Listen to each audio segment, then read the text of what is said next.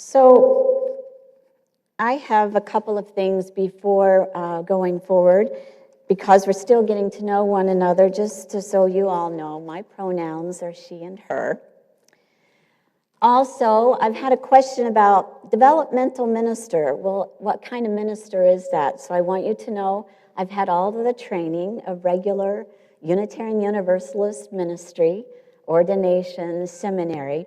But the thing about developmental ministry is that you and I decided to partner on 4 specific developmental goals. And so you'll hear in my sermons that I'm highlighting specific goals. One of those goals is how we deepen our relationships and makes it possible to occasionally disagree and still value the relationship. So this involves sometimes talking about the things that we miscommunicated or didn't get quite right. I think Rosh Hashanah is the perfect time to talk about that. Unitarian Universalists don't like to talk about guilt or consequences of our own unkind behavior. It's hard. It's messy. Some might say it's because we Unitarian Universalists aren't as concerned about punishment in the afterlife. I have heard this from other traditions, where you all don't have to worry about what happens, so you can be who you want. Well, maybe some of you long-time Unitarian Universalists know this story. The Universalist Jose Ballou, minister, had a conversation with a Methodist minister over eternal damnation. The Methodist said, "If I were a Universalist and feared not the fires of hell, I could hit you over the head, steal your horse and your saddle, ride away, and I'd still go to heaven." Ballou answered, "If you are Universalist, that would never occur to you to do that." Goodness is a prominent theme in our tradition. In an affirmation of our first principle, we acknowledge the dignity and worth of every person. It implies that all have worth. A definition of worth is the level at which someone or something deserves to be valued. We Unitarian Universalists try to live without judging ourselves or each other. We don't sit around trying to determine if a person is going to hell or not. In fact, most Unitarian Universalists believe that heaven and hell exist in the here and now, and that punishment for unkind words or behavior happens in our own living world, that it creates a life of disharmony where we are living and breathing right now. And yet, we are human. We make mistakes, and because we have these 2 traditions that came together in 1961, we actually spend more time focusing on goodness, and I'm grateful for that. Less time on atonement. Universalist preacher Thomas Starr King defined the difference between Unitarian and Universalist this way. Does anyone know the difference between Unitarian and Universalist in this story? Universalists believe that God is too good to damn anybody. Unitarians believe people are too good to be damned.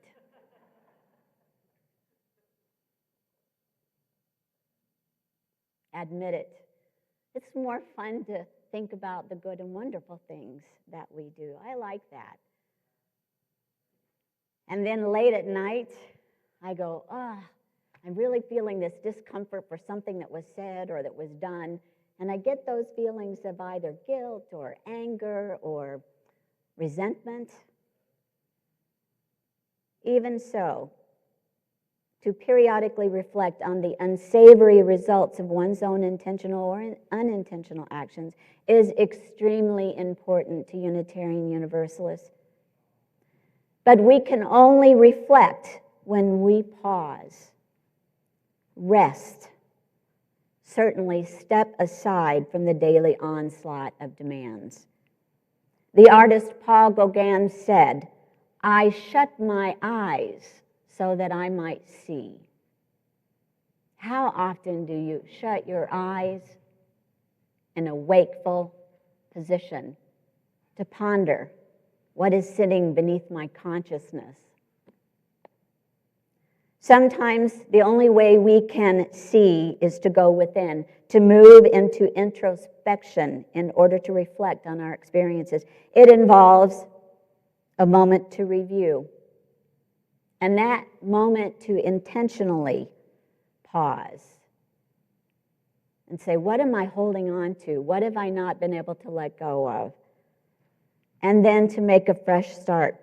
The dawn of each new day is an opportunity to begin again, to hit the reset button on our lives. Our weekly gatherings on a Sunday morning provide opportunities for renewal, to begin again, to choose what to let go of from the week before and what to embrace, to be open to in the week ahead.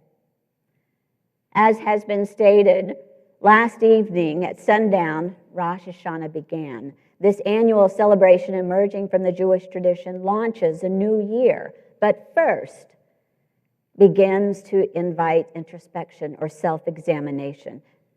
Maybe you're asking, especially if you're a newcomer, why would Unitarian Universalists observe a tradition from the Jewish faith? It's part of our commitment in observing our living tradition, meaning we believe that our tradition is still growing and developing and changing and presenting more and more information to us, including wisdom from the world's traditions, which inspire us in our ethical and moral and spiritual lives. Isn't this lovely that we can learn from rituals and other traditions? That within our faith understanding, we welcome the opportunity to learn from other practices? We are given permission to cherish a wider perspective of what is helpful on our journey that is human. We don't have to adopt just one approach to living an authentic life of faith.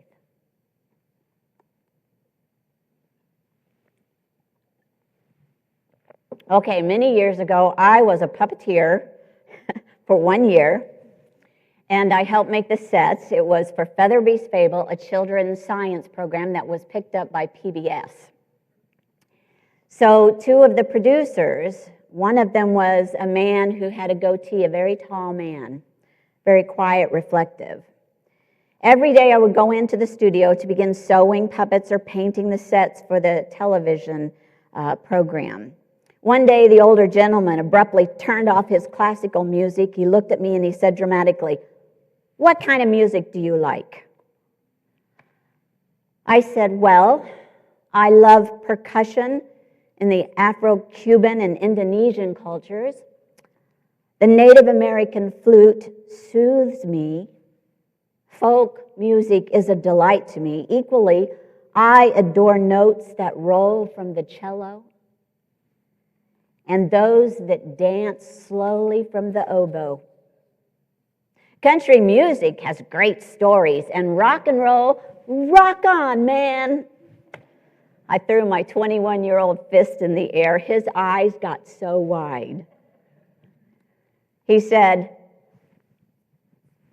you have to choose one. Oh, the audacity of you. Who do you think you are, embracing all those differing styles? Well, obviously, I believe he was a purist, don't you?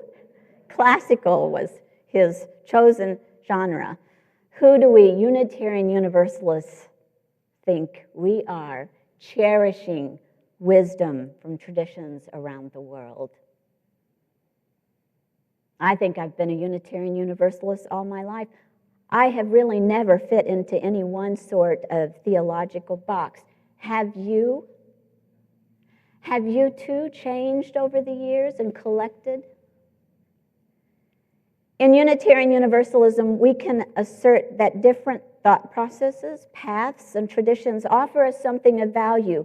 In Judaism's Rosh Hashanah, the high holy days celebrating a new year, one is invited to stop, to notice feelings of anger maybe, or guilt, maybe remorse, to recognize the power of letting go of grudges,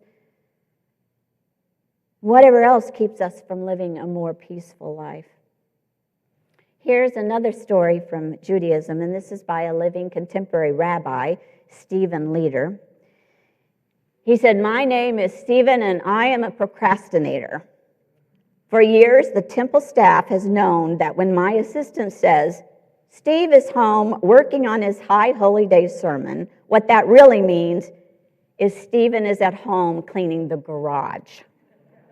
He says every year it's all there, calling out to me. The car mats from 2 models ago, vases from flower arrangements dead for a decade, a dirty aquarium filter, an electric chainsaw." Don't you love that he lists all these things in his garage? Hinges and screws and bulbs and paint cans. 1 refrigerator full of beer that we never drink. 1 empty refrigerator up and running in case the zombie apocalypse arrives. An infomercial ladder, he said, that I still haven't figured out, even after going on YouTube. My son's 9th grade lacrosse gear, Hannah's college microwave, a dried out sponge mop, tangled cords. I believe you're getting the idea, right? So Stephen said, every year in August I reorganize, but by the next August there's the same mess waiting for me. How does that happen? It happens because I've been making the same mistake most of my life. A lot of us have. And this is where he points to Marie Kondo in her book, The Life-Changing Magic of Tidying Up. Remember this? Putting things away creates the illusion that the problem has been solved. So by reorganizing doesn't do anything. So if you lift up this, take everything off the shelves, put it out, hold it up one at a time and say, does this spark joy? Let it go. Stephen's focus in his talk was that we need to do that about our inner lives. Think about things, feelings, resentments that we might want to let go of. Parenting, oh my goodness, you want to talk about mounds and mounds of guilt. My son is 37, I still think of things that I wish I'd done differently. And I thought, all these years, he's doing fine. Why do I still hang on to that guilt? I just reorganize it. Someday I'll be able to let it go. Imagine if we ask ourselves, does this spark joy?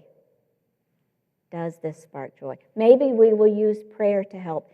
And this is another one of Rabbi Stephen's description of prayer. God is not some cosmic grantor of wishes.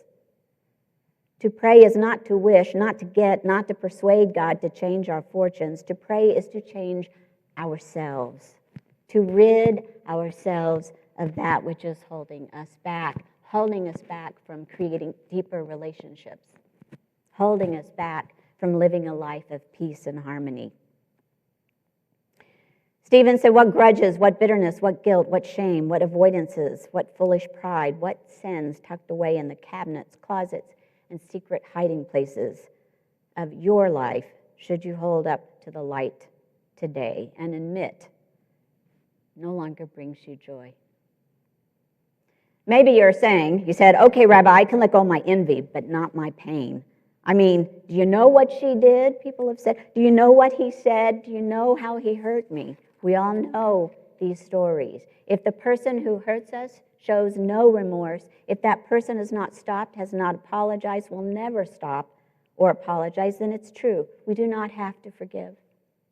You don't have to, but you can let go. You can move on. You can decide to make peace that things aren't the way you would like them to be. We can release ourselves from their grasp.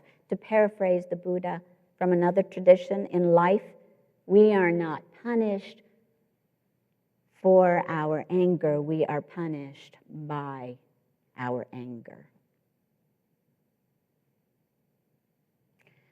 The high holy days, this time of repentance, forgiveness, are all tashlik. Maybe some of you who grew up Jewish know this story about reaching into your pocket standing by a water, a stream, or moving water, a body of moving water, and symbolically pull out of your pocket all of the things that you want to let go of. For the Jewish individual, it might mean to deepen your covenant, your relationship with God. But for us, might it symbolically mean we will reach inside and let go of anger, resentment, and begin again. Use these days ahead to let go of what is hurtful and ugly, brings you no joy. Then, tomorrow morning, maybe you'll wake up a little lighter. I'm going to close with these words by Unitarian Universalist minister, the Reverend Amy Zucker Morganson. The book of life is open before us.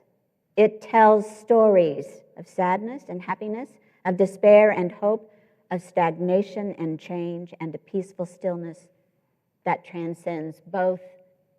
And as a person who meditates, it might be difficult in the beginning when you begin to silence your body, to sit still, to close your eyes.